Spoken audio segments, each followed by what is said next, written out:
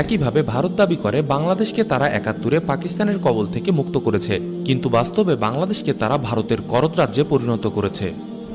বর্তমানে চেতনার দাবি হিসেবে বাংলাদেশকে নতজানু রাষ্ট্রে পরিণত করা ভারতকে ৭১-এর যুদ্ধের পরম বন্ধু হিসেবে চিত্রিত করা হয়। কৃতজ্ঞতার ভারে আবরার ফাহাদদের ফেসবুক স্ট্যাটাস হয়ে ওঠে মৃত্যুর পরোয়ানা। কিন্তু আসলেই কি শুধু মানবতার খাতিরে ভারত বাংলাদেশকে ১৯৭১ সালে সাহায্য সহযোগিতা করেছিল, নাকি এর পেছনে অন্য কোনো স্বার্থ আছে? মুক্তিযুদ্ধে কি ছিল ভারত বা রয়ের ভূমিকা? প্রিয় দর্শক, প্রোপাগান্ডা আর ইতিহাস বিকৃতির আড়ালে চাপা পড়েছে অনেক সত্য। আমরা চাপা পড়া এসব সত্যের কিছুটা তুলে আনার চেষ্টা করছি এই পর্বে। ভিডিওটি শেষ পর্যন্ত দেখার আমন্ত্রণ জানাচ্ছি। ভারতের আগ্রাসন পর্ব ৪, অপারেশন বাংলাদেশ। মুক্তিযুদ্ধে রয়ের ভূমিকা।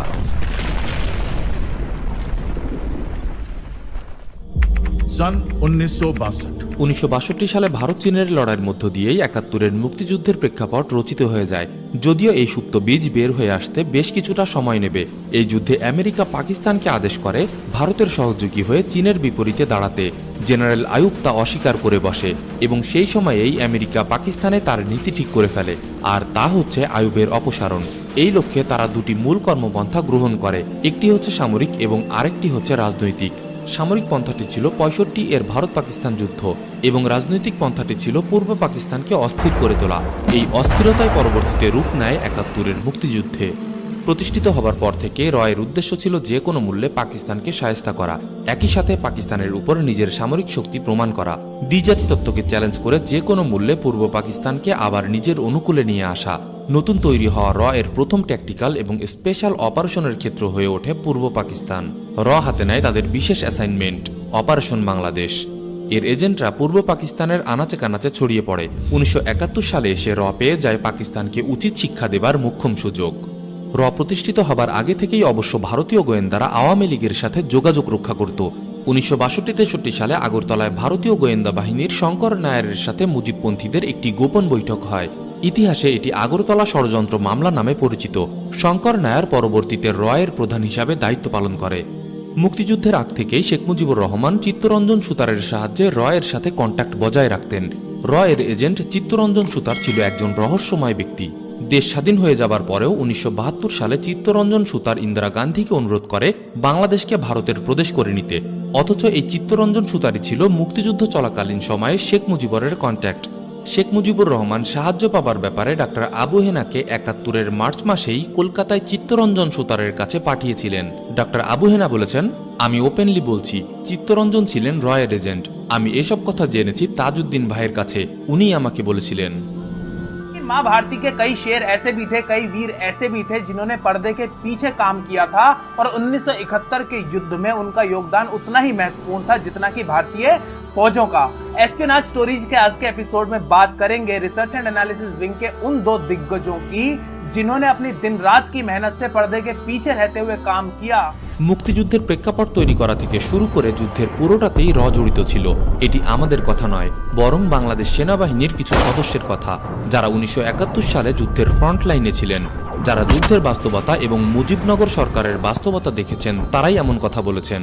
মেজর জলিল ছিলেন মুক্তিযুদ্ধের ৯ নম্বর সেক্টরের কমান্ডার। তিনি বলেছেন, স্বাধীনতা যুদ্ধের সর্বাধিনায়ক কর্নেল ওসমানী সাহেব একজন সম্মানিত বন্দির জীবনযাপন করা ব্যতীত আর তেমন কিছুই করার সুযোগ ছিল না তার। সেক্টর পরিদর্শন তো দূরের কথা, তার তরফ থেকে লিখিত নির্দেশও তেমন কিছু পৌঁছাতে পারেনি সেক্টরের কমান্ডারদের কাছে। নভেম্বরে ভারতীয় সেনাবাহিনী মুক্তিযুদ্ধের ট্রেনিং শিবিরগুলোর দায়িত্ব সরাসরি নিয়ে নিতে চায়। একই রকম বক্তব্য এসেছে মুক্তিযোদ্ধা কমান্ডার শরীফুল হক ডালিমের কাছ থেকে। ১৯৭১-এর ১৭ এপ্রিল পাকিস্তান আর্মি থেকে ৩ জন বাঙালি অফিসার পালিয়ে ভারতে প্রবেশ করেন। এরা ছিলেন মুক্তিযুদ্ধে যোগ দেবার জন্য পাকিস্তান থেকে পালিয়ে আসা প্রথম সেনা অফিসার। এদের মধ্যে ছিলেন শেখ মুজিবুর রহমানকে হত্যাকারী ক্যাপ্টেন শরীফুল হক ডালিম। ভারতীয় ইন্টেলিজেন্স টিম তাদের জিজ্ঞাসাবাদ শুরু করে।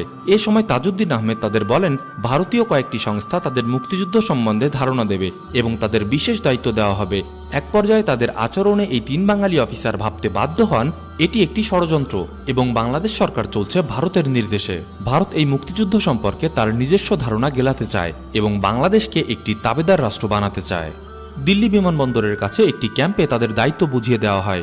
জেনারেল উবান বলেন, আওয়ামী লীগের ক্যাডারদের মধ্য থেকে বাছাই করে ১ লাখ তরুণের একটি বিশেষ গরিলা বাহিনী তৈরি করা হবে। এবং প্রধানমন্ত্রী তাজউদ্দিন আহমেদ এই বাহিনী নিয়ন্ত্রণ করবেন। এর নাম হবে Bangladesh liberation force BLF। Uban হবেন এর সমন্বয়কারী। বাংলাদেশ সরকারের ইচ্ছা ডালিম, নূর ও মতি এই বাহিনী গড়ে তুলতে উবানকে সাহায্য করবেন। BLF এর নাম পরিবর্তন করে মুজিব বাহিনী রাখা হয়। এই বাহিনী নিয়ে বাংলাদেশ সরকার ও সেনাবাহিনীর সঙ্গে যথেষ্ট টানাপোড়েন তৈরি হয়েছিল।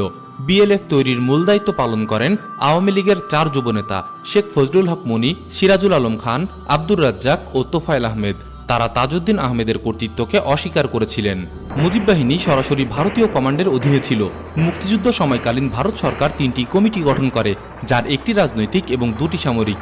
মুক্তিবাহিনী যখন পাকিস্তানি বাহিনীর সাথে মরণপণ যুদ্ধে লিপ্ত, এমন সময় অস্থায়ী বাংলাদেশ সরকারের অজ্ঞাতে এর পরিকল্পনা মাফিক মেজর জেনারেল উবান দারাদুরে গড়ে তুলতে থাকেন বিশেষ এক বাহিনী, মুজিব বাহিনী।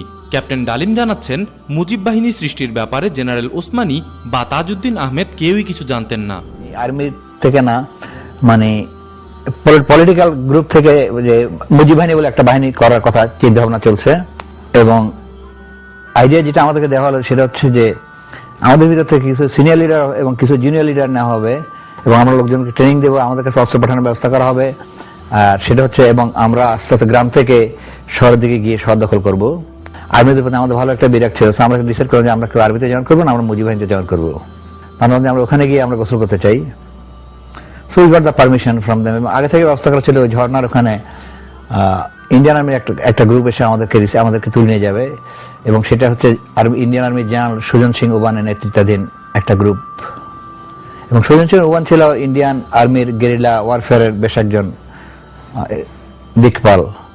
মেজর জেনারেল উবান তার কাজের জন্য মাত্র 2 জনের কাছে জবাবদিহি করত, জেনারেল মানেকশ এবং এর চিফ কাউ এর কাছে। এই বাহিনী একসময় শ্যাম মানেকশর ছেলেরা হিসাবেও পরিচিতি পায়। শুরু হয় এক দ্বৈত টানাপোড়েন। জেনারেল অরোরা মুজিব বাহিনীকে তার কমান্ডে দেওয়ার দাবি জানায়, কিন্তু জেনারেল অরোরাকে জানিয়ে দেওয়া হয় সেনাবাহিনীর বিশেষ দায়িত্ব পালনের জন্য এই বাহিনীকে গঠন করা হয়েছে, কিন্তু কেউ জানে না সেই বিশেষ দায়িত্ব আসলে কি। এভাবে সাহায্যের আড়ালে চলতে থাকে এর বিশেষ মিশন। ভারতীয় সেনাবাহিনীর জন্য তথ্য সরবরাহ করত, যুদ্ধের নীতিমালা ঠিক করে দিত, বিশেষ বাহিনীর যুদ্ধের প্রশিক্ষণ দিত, শরণার্থী ও প্রশিক্ষণ শিবির ব্যবস্থাপনা, বর্ডারের এপার ওপার সবকিছুতেই জড়িত ছিল এমনকি 16 ডিসেম্বরে পাকিস্তানি সেনাবাহিনীর আত্মসমর্পণের চুক্তি পর্যন্ত তৈরি করে দেয় और मैंने सरेंडर डॉक्यूमेंट तैयार करके रखा था, तैयार करके ये सरेंडर डॉक्यूमेंट मैंने बनाया था। तो मैंने कहा ये 4 कॉपी बनाओ इसकी, एक कॉपी न्याजी को देना, एक जनरल जगजीत सिंह साहब को देना, और 2 मेरे पास भेज देना। एक सरकार को दूंगा और एक मेरे दफ्तर में रहेगा। প্রশ্ন হচ্ছে, কোন স্বার্থে বাংলাদেশের মুক্তিযুদ্ধে এতটা ভূমিকা রাখল? 1. পাকিস্তানকে দুর্বল করা।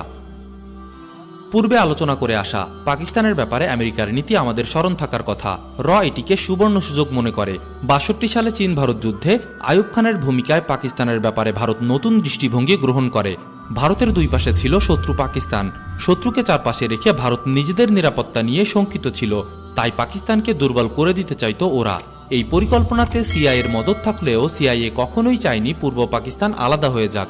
তাদের সর্বোচ্চ লক্ষ্য ছিল জেনারেল আইয়ুবীকে চাপে ফেলা, কিন্তু এর লক্ষ্য ছিল আরও এক ধাপ অগ্রগামী, পূর্ব বাংলাকে আলাদা করে ফেলা। মনে রাখতে হবে, এই আলাদা করার অর্থ স্বাধীন করা নয়, যা কিছু পরেই আমাদের আলোচনায় আসছে। 2. ভারতের 7টি রাজ্যের নিরাপত্তা নিশ্চিত করা। অরুণাচল, আসাম, মণিপুর, মেঘালয়, মিজোরাম, নাগাল্যান্ড এবং ত্রিপুরা ভারতের এই 7টি রাজ্য 7 স্টার্স নামে পরিচিত। ভারতীয়দের জুলুমের কারণে এই রাজ্যে বেশ কিছু সশস্ত্র বিদ্রোহী দল তৈরি হয়েছে, যারা স্বাধীনতার জন্য যুদ্ধ করে। ভারত দাবি করে যে চায়না, মায়ানমার ও পাকিস্তান এই বিদ্রোহী দলগুলোকে অস্ত্র, ট্রেনিং, আশ্রয় দিয়ে সাহায্য করে। ভারতের আরেক দুর্বলতা ছিল চিকেন স্নেক। চিকেন স্নেক হল তেঁতুলিয়া এবং দার্জিলিং সীমান্তের 22 কিলোমিটার সরু করিডর। এই করিডর 7 স্টার্সের সাথে যোগাযোগের একমাত্র পথ। পাকিস্তান এই করিডর দখল করে নিলেই ভারত তার 7টি রাজ্য হারিয়ে ফেলবে। ভারত সবসময় এই ভয় করত, তাই ভারত চেয়েছিল পাকিস্তান ভেঙে দিয়ে তা দখল করে নিতে বা সেখানে হুকুমের গোলাম সরকারকে ক্ষমতায় আনতে। তাহলে পূর্ব পাকিস্তান থেকে বিদ্রোহীরা আর সাহায্য পাবে না, সেই সাথে চিকেন স্নেকও সুরক্ষিত থাকবে। 1971 সালের যুদ্ধে ভারতের সাহায্য করার এটিও একটি কারণ। 3. অখণ্ড ভারত প্রতিষ্ঠা করা। ভারত কখনোই তার অখণ্ড ভারত মাতার স্বপ্নবিলাস পরিত্যাগ করেনি। 1971 সালের অক্টোবরে কথিত বন্ধুরাষ্ট্র ভারত এবং প্রবাসী সরকারের মাঝে 7 দফা চুক্তি স্বাক্ষরিত হয়। প্রবাসী বাংলাদেশ সরকারের পক্ষে এই গোপন গোলামির চুক্তিতে স্বাক্ষর করেন অস্থায়ী রাষ্ট্রপতি সৈয়দ নজরুল ইসলাম। এ চুক্তি এতই গোপন যে ভারত কিংবা বাংলাদেশে কেউই এ ব্যাপারে মুখ খোলেনি। চুক্তিপত্রে স্বাক্ষরদানের পরপরই তিনি মূর্ছা যান। চুক্তির শর্তগুলো ছিল: 1. যারা সক্রিয়ভাবে মুক্তিযুদ্ধে অংশ নিয়েছে শুধু তারাই প্রশাসনিক কর্মকর্তা পদে নিয়োজিত থাকতে পারবে, বাকিদের চাকরিচ্যুত করা হবে এবং সেই শূন্যপদ পূরণ করবে ভারতীয় প্রশাসনিক কর্মকর্তারা। 2. বাংলাদেশ স্বাধীন হবার পর প্রয়োজনীয় সংখ্যক ভারতীয় সৈন্য বাংলাদেশে অবস্থান করবে। 1972 সালের নভেম্বর থেকে আরম্ভ করে প্রতি বছর এই সম্পর্ক পুনর্নিরীক্ষণের জন্য দুদেশের মধ্যে বৈঠক অনুষ্ঠিত হবে। 3. বাংলাদেশের কোনো নিজস্ব সেনাবাহিনী থাকবে না, অর্থাৎ ভারতীয় বাহিনী বাংলাদেশে যা খুশি তাই করতে পারবে, তাদের বাধা দেবার কেউই থাকবে না। 4. অভ্যন্তরীণ আইন শৃঙ্খলা রক্ষার জন্য মুক্তিবাহিনীকে কেন্দ্র করে একটি প্যারামিলিশিয়া বাহিনী গঠন করা হবে। স্বাধীনতার পরে চুক্তির এই শর্ত মেনেই পরবর্তীতে কুখ্যাত রক্ষী বাহিনী সৃষ্টি হয়। উপরে আলোচনা করে আসা মুজিব বাহিনীকেই বিলুপ্ত করে তৈরি করে রক্ষী বাহিনী। 5. সম্ভাব্য ভারত পাকিস্তান যুদ্ধে অধিনায়কত্ব দেবেন ভারতীয় সেনাবাহিনী প্রধান, মুক্তিবাহিনী সর্বাধিনায়ক নন এবং যুদ্ধ চলাকালীন সময়ে মুক্তিবাহিনী ভারতীয় বাহিনীর অধিনায়কত্বে থাকবে। 6. দুদেশের বাণিজ্য হবে খোলা বাজার ভিত্তিক, তবে বাণিজ্যের পরিমাণ হিসাব হবে বছরওয়ারি, অর্থাৎ ভারত ইচ্ছেমতো তাদের জিনিসপত্র বাংলাদেশে এনে বিক্রি করতে পারবে। স্বাধীনতার পরপরই সীমান্ত খুলে দেওয়া হয়েছিল, ভারত বিভিন্ন জিনিসপত্র এনে বাংলাদেশে বিক্রি করত। 7. বিভিন্ন রাষ্ট্রের সঙ্গে বাংলাদেশের সম্পর্কের প্রশ্নে বাংলাদেশ পররাষ্ট্র মন্ত্রণালয় ভারতীয় পররাষ্ট্র মন্ত্রণালয়ের সঙ্গে যোগাযোগ রক্ষা করে চলবে এবং ভারত যতদূর পারে এ ব্যাপারে বাংলাদেশকে সহায়তা দেবে, অর্থাৎ ভারত যা বলবে বাংলাদেশকে ঠিক সেভাবেই আন্তর্জাতিক পরিমণ্ডলে চলতে হবে। গোপন 7 দফা চুক্তির ব্যাপারে বীর মুক্তিযোদ্ধা লেফটেন্যান্ট কর্নেল জিয়াউদ্দিন বলেন, এই মর্যাদা আমরা খুঁজে পেয়েছিলাম 26শে মার্চ। গোপন চুক্তির মাধ্যমে হারিয়ে গেছে আমাদের মর্যাদা। যারা এই চুক্তি সই করেছে তাদের এই মর্যাদা ফিরিয়ে দিতে হবে। দুর্বলতার সুযোগ নিয়ে যারা এমন চুক্তি করতে বাধ্য করে তারা কিভাবে বন্ধুরাষ্ট্র হতে পারে? এই দাসত্বের চুক্তিতে সই করার পরেও কেন দাবি করা হয় ভারত বা মুক্তিযুদ্ধে নিঃস্বার্থভাবে সাহায্য করেছিল? যুদ্ধ চলাকালীন সময়েই মুজিব বাহিনীকে দিয়ে পাকিস্তানি বাহিনীর সাথে যুদ্ধরত মুক্তিযোদ্ধাদের হত্যা করতে থাকে। দেশ স্বাধীন হবার পর তারা এই স্বাধীনতার সম্পূর্ণ কৃতিত্ব দাবি করে বসে।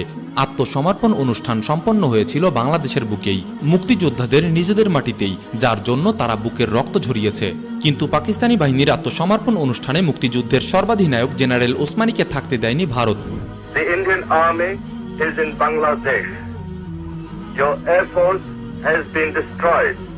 You are surrounded on all sides. And if you don't surrender, you will be killed unmercifully. মুক্তিযোদ্ধাদের সাইড লাইনে বসিয়ে রেখে অনুষ্ঠানের মধ্যমণি ভূমিকায় ছিল ভারত। 71-এর যুদ্ধের ভারতের কি ভূমিকা ছিল এটার সবচেয়ে ভালো প্রতীকী প্রমাণ মনে হয় এই ঘটনা। এখনো ভারতীয়রা এই বিজয়কে নিজেদের বিজয় হিসেবে প্রচার করে চলেছে। সোশ্যাল মিডিয়া, সিনেমা, সাহিত্যে বাংলাদেশিদের তুচ্ছতাচ্ছিল্য করা হচ্ছে। দাবি করা হচ্ছে ভারত দয়া করে গরিব বাংলাদেশিদের স্বাধীন করে দিয়েছে, তাই বাংলাদেশিদের উচিত ভারতীয়দের দাদাগিরি মেনে নেওয়া। যুদ্ধ চলাকালীন সময়েই চেয়েছিল প্রভাব বিস্তারের নীতি খাটাতে। মনস্তাত্ত্বিকভাবে মানুষ বিজয়ীকে বিজিতের উপর প্রবল শক্তিশালী হিসাবে মেনে নেয়। ভারত এই কূটকৌশল যুদ্ধের ময়দান থেকেই প্রয়োগ শুরু করেছিল, যা দেশ স্বাধীন হয়ে যাবার ঠিক পরপরেই প্রকটভাবে দৃশ্যমান হয়। কিছু উদাহরণ থেকে বিষয়টি পরিষ্কার করে নেওয়া যাক। 9 নম্বর সেক্টর কমান্ডার মেজর জলিল ভারতীয় সেনাবাহিনীর পূর্বাঞ্চলের প্রধান জগজিৎ সিং আরোরার কাছে অস্ত্রের জন্য যান। মেজর জলিল রেফারেন্স হিসেবে প্রধানমন্ত্রী তাজউদ্দিন আহমেদ এবং মুক্তিযুদ্ধের সর্বাধিনায়ক জেনারেল ওসমানীর নাম বলেন। এই দুজনের নাম শুনে জগজিৎ সিং বলে, এই দুটো ব্লাডি দূরের কথা আমি জানি না, ওদের কোনো মূল্য আমার কাছে নেই, অন্য কারো নাম থাকলে বলো। মেজর জলিল আরও জানাচ্ছেন, প্রশিক্ষণ ক্যাম্পগুলোতে মুক্তিযোদ্ধাদের পর্যাপ্ত অস্ত্র দেওয়া হতো না। অস্ত্র দেবার চাইতে পাকিস্তান সম্পর্কে স্পর্শকাতর তথ্য আদায় করতেই ভারতীয়দের বেশি আগ্রহ। সম্পদ লুটপাট করা। ভারতীয় বাহিনী সদ্য স্বাধীন দেশে নজিরবিহীন লুটপাট চালায়। গার্ডিয়ানের রিপোর্টে বলা হয়, মিল, ফ্যাক্টরি, মেশিনারি যন্ত্রাংশ পর্যন্ত লুটপাট করে ভারতীয় সেনারা। কল থেকে ট্যাপ খুলে নিয়ে যায় ওরা, বাথরুম থেকে আয়না এবং অন্যান্য ফিটিংস খুলে নিয়ে যায়, খাদ্যশস্য, পাট, সুতা, যানবাহন, এমনকি সমুদ্রগামী জাহাজ, কারখানার মেশিনপত্র, যন্ত্রাংশ পর্যন্ত লুট করে। এই লুটের সম্পদের পরিমাণ ছিল সব মিলিয়ে সেই সময়ের হিসেবে $220 কোটি। Sometimes, as it always happens, the army after victory is accused of looting the civilian population were there any such incidents in the case of the Indian Army which went into Bangladesh? Our troops looting the civilian property or otherwise misbehaving with anybody. In fact, a few incidents that came to my notice or the notice of my officers there, what did create a certain amount of misunderstanding between the Bangladesh government, or I should, and ourselves, was that we felt that leaving heavy weapons behind there may cause problem and ammunition and so on, because we were worried that large number of people have been given weapons.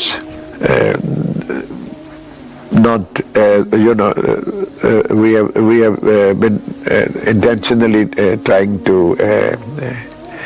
rob them of it, if I may use it. ভারতীয় বাহিনী পাকিস্তানের অন্তত 4টি ডিভিশনের অস্ত্রশস্ত্র, ভারী কামান, গোলা বারুদ, যানবাহন ও অন্যান্য সরঞ্জাম ভারতে নিয়ে যায়। ব্রিগেডিয়ার র্যাঙ্কের অফিসার পর্যন্ত ঢাকা ক্যান্টনমেন্ট থেকে ফ্রিজ, আসবাবপত্র, থালাবাসন ট্রাক ভর্তি করে ভারতে পাচার করে। মেজর জলিল ভারতীয় বাহিনীর এই লুটপাটের বিরোধিতা করেন। পরিণতিতে ভারতীয় বাহিনী তাকে গ্রেফতার করে। বাকিটা শোনা যাক তার কাছ থেকেই। আমার স্বাদের স্বাধীন বাংলায় আমি হলাম প্রথম রাজবন্দী। 31শে ডিসেম্বর সকাল 10টা সাড়ে 10টায় আক্রমণকারী বাহিনীর হাতে আমি বন্দী হয়ে বাংলাদেশের স্বাধীনতার আসল রূপের প্রথম দৃশ্য দেখলাম। যশোর সেনা ছাউনির অফিসার কোয়ার্টারের একটি নির্জন বাড়িতে আমাকে বেলা 11টায় বন্দী করা হয়। মুসলিম অধ্যুষিত বাংলাদেশকে ধর্মহীন করা। 70 সালের নির্বাচনে আওয়ামী লীগ বিপুল ভোটে জয়ী হয়। তাদের নির্বাচনী ইশতেহারে ছিল আওয়ামী লীগ ইসলাম বিরোধী কোনো কিছু করবে না, অথচ সেই আওয়ামী লীগ 72 সালের সংবিধানে ইসলামের বিরুদ্ধে অবস্থান নেয়। জনমতের বিপক্ষে গিয়ে হুট করে ধর্মনিরপেক্ষতা, গণতন্ত্র, সমাজতন্ত্র ও জাতীয়তাবাদ নামে রাষ্ট্রের 4টি মূলনীতি নির্ধারণ করে। এর কারণ কি? এর উত্তর পাওয়া যাচ্ছে ইন্দিরা গান্ধীর কাছে।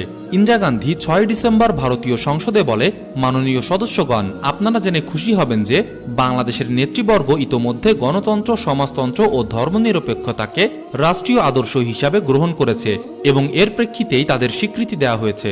বাংলাদেশিদের মধ্যে ইসলামী মূল্যবোধ থাকুক, এটা কোনো মতেই মেনে নিতে পারেনি ভারত, কারণ এটি ভারতের জুলুম তথা সাম্রাজ্যবাদী আচরণের জন্য হুমকি। তাই বাংলাদেশের জনগণকে নাস্তিক বানানোর জন্য আওয়ামী লীগকে বাধ্য করা হয় সংবিধানের ধর্মনিরপেক্ষতা যোগ করার জন্য। বাংলাদেশের স্বাধীনতার পর ইন্দিরা গান্ধী বলে, 1000 সাল কা বদলা লে লিয়া, অর্থাৎ 1000 বছরের প্রতিশোধ নিয়ে নিলাম। মুক্তিযুদ্ধে র এবং ভারতের নিয়ন্ত্রণের বিষয়টি ইন্দিরা গান্ধীর এই বক্তব্য থেকে প্রমাণিত হয়। ইন্দিরা গান্ধী র এবং ভারতীয় সেনাবাহিনী এটাকে মুসলিমদের বিরুদ্ধে হিন্দুদের জয় হিসাবে দেখেছিল। 1000 সালের প্রতিশোধ বলে ইন্দিরা গান্ধী এখানে মুসলিমদের বিরুদ্ধে হিন্দুদের জয়কে বুঝিয়েছে। প্রিয় দর্শক, 1971 সালে ভারত পরম বন্ধু হিসাবে বাংলাদেশকে সাহায্য করেনি। তাদের উদ্দেশ্য ছিল মুসলিম অধ্যুষিত পূর্ব বাংলা হিন্দু অধ্যুষিত ভারত মাতার অধীনে নিয়ে আসা। স্বাধীনতার পরে যুদ্ধকালীন ভারতের সেনা প্রধান ফিল্ড মার্শাল মানেকশ ভিতরের সব বিদ্বেষ উগরে দিয়ে বলেছিল, বাংলাদেশে যদি ইসলামী প্রজাতন্ত্র ঘোষণা করা হয় তাহলে ভারতের এতে অবাক হবার কিছু নেই। আমাদের সৈনিকগণ যেদিন বাংলাদেশ মুক্ত করে সেদিনই আমি এই সত্য উপলব্ধি করেছি। বাংলাদেশের কখনোই ভারতের প্রতি তেমন ভালোবাসা ছিল না। জানতাম ভারতের প্রতি তাদের ভালোবাসা ক্ষণস্থায়ী। অনুপ্রেরণার জন্য তারা ভারতের দিকে না তাকিয়ে বরং মক্কা ও পাকিস্তানের দিকেই তাকাবে। আমাদের সত্যাশ্রয়ী হওয়া উচিত। এদেশের ধর্মপ্রাণ মুসলিমরা প্রাণাধিক প্রিয় পবিত্র কেবলা মক্কার দিকে তাকাবে, এটুকুও জেনারেল মানেকশর সহ্য হয়নি। রক্তের সম্পর্ক বুঝি এমনই হয়। ভারতের চক্রান্ত সত্ত্বেও 1971 সালে বাংলাদেশের সাধারণ মানুষ পাক শাসক গোষ্ঠী ও সেনাবাহিনীর আগ্রাসনের বিরুদ্ধে যে প্রতিরোধ গড়েছিল তা পুরোটা চক্রান্ত ছিল না। পাকিস্তানি সেনাবাহিনীর আক্রমণ, গণহত্যা, তাণ্ডবের মুখে এই অঞ্চলের সাধারণ মানুষেরা যে প্রতিরোধ গড়ে তুলেছিলেন তা ছিল জুলুমের বিরুদ্ধে মাজলুমের প্রতিরোধ, জানমাল ও সম্পদ বাঁচানোর জন্য প্রতিরোধ। কিন্তু র এবং বাংলাদেশি দালালদের মাধ্যমে এই প্রতিরোধকে হাইজ্যাক করে নেয় ভারত। এদের মাধ্যমে বাংলাদেশে এমন সংবিধান প্রণয়ন করা হয় যার সাথে বাংলার সাধারণ মুসলিমদের ঈমান, আকিদা এবং আদর্শের কোনো সম্পর্ক নেই। র বা ভারত নিছক মানবতার খাতিরে বন্ধুরাষ্ট্র ভেবে 1971 সালে বাংলাদেশকে সাহায্য করেনি। 1971 সালে ভারত বাংলাদেশকে সাহায্য করেছিল তাদের ঘৃণ্য এজেন্ডা বাস্তবায়ন করার জন্য। স্বাধীনতার পর থেকে এক মুহূর্তের জন্য বাংলাদেশের বিরুদ্ধে ষড়যন্ত্র বন্ধ করেনি ভারত। বাংলাদেশ ত্যাগের সময় ভারতীয় সেনাবাহিনীর প্রক্সি রক্ষী বাহিনী বানিয়ে গিয়েছিল। প্রশাসনের সব জায়গায় বসিয়ে গিয়েছিল রয়ের এজেন্ট। স্বাধীনতার 50 বছর পর রয়ের নেটওয়ার্ক আরও শক্তিশালী হয়েছে বাংলাদেশে। এ ব্যাপারে গত পর্বে আমরা বাংলাদেশের সর্বোচ্চ গোয়েন্দা সংস্থার মহাপরিচালকদের মন্তব্য দেখিয়েছিলাম। যারা এখনো ভিডিওটি দেখেননি, লিংক উপরে দেয়া হলো। প্রিয় দর্শক, বাংলাদেশে ভারতীয় আগ্রাসনের যে নীল নকশা হাতে নিয়ে র মাঠে নেমেছিল তা আজ প্রায় পরিপূর্ণ। জাল বিছানো শেষ, এখন শুধু গুটানো বাকি। এরই মাঝে আমরা আমাদের সীমিত সামর্থ্যের সবটুকু দিয়ে চেষ্টা করেছি তাদের এই জঘন্য পরিকল্পনাকে আপনাদের সামনে তুলে ধরতে।